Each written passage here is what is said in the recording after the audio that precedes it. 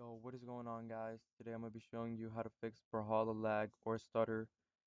So first, you got to go down here to the Windows button and search up Nvidia control panel.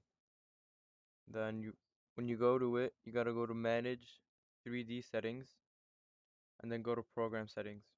When you go to Program settings, find Brawlhalla over here, and if it doesn't pop up, go to Add, go to Browse, and then find Brawlhalla over here, click on it and open the file. And then when you have Brawlhalla over here, see over here where it says select the preferred graphic processor for this program. Right now I'm using my high performance Nvidia processor. If you're lagging and you're stuttering, switch it over to your integrated graphics. And if you're on integrated graphics and it's lagging, switch over to the other one. Sometimes that helps. That's what helped me. I was on integrated graphics. I switched to high performance Nvidia processor. It helped me a lot. My game stopped lagging and stuff. So if that helped you guys out, tell me in the comments down below.